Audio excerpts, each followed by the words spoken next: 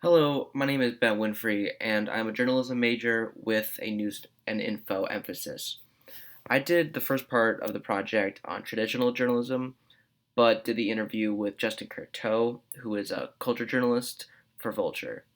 Culture journalism is basically where you cover stuff like music, TV or movies, all that fun stuff.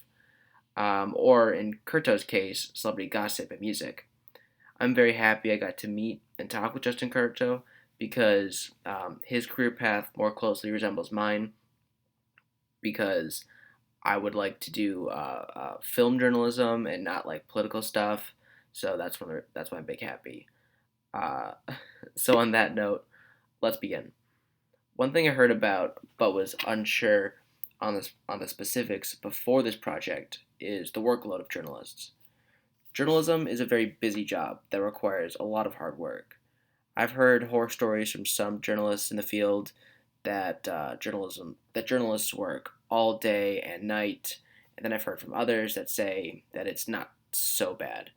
According to Bright Network, which is a job connection network, journalists are expected to often work 9 to 10 hour days and even continue their work after they clock out of the day.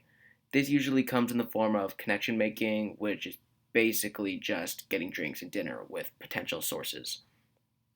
Um, Curto's experience with culture journalism is not as extreme, luckily, as he said that he usually works 8 to 9 hours a day, and in that time is expected to publish 2 to 5 articles.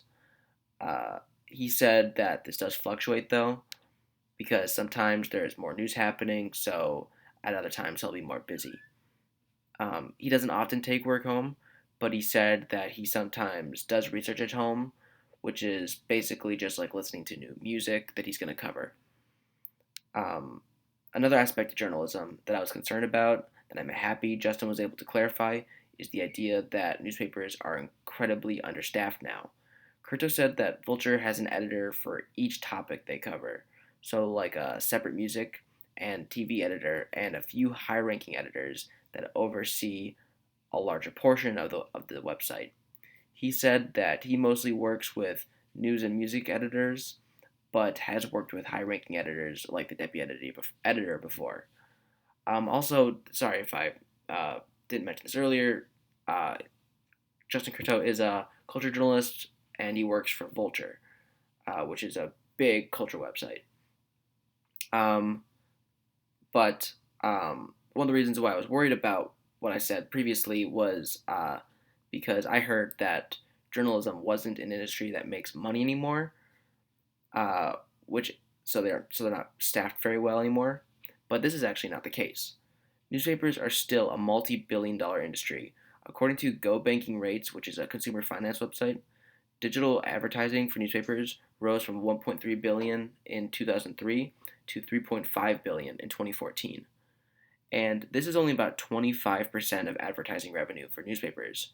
So the industry is making nearly $14 billion annually. And this does not account for subscriptions either, which garnered just the New York Times $233 million in just 2017 alone. And that number has most likely risen in recent years, especially during the pandemic, where a lot of COVID related news was behind paywalls.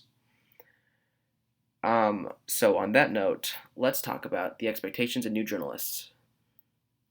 With what Curto described, it's a lot more relaxed than what I was expecting.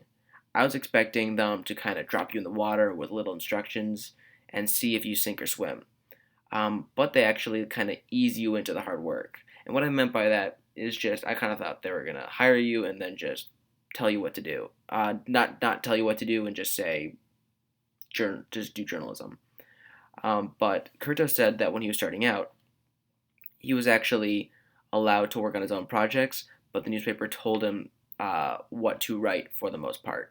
So they would give him like these small daily stories to work on, but he said that he was able to work on passion projects pretty soon starting into the job. And Curto said that this, where he was able to start on passion projects, was uh, during the first month he was able to pitch stories for his own articles. So they gave him kind of these easy stories at first to kind of get him ready, and then when he was ready, they let him have a lot more control. A big part of journalism is how it's run. So let's talk about communication in the workplace. Curto said that communication in the workplace is not a big problem, but it's also not perfect either in terms of Vulture.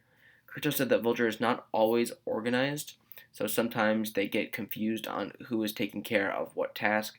This is especially prevalent in time sensitive situations like breaking news.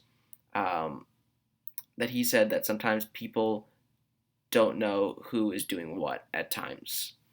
The way to fix this, according to Curto, is to plan things out better.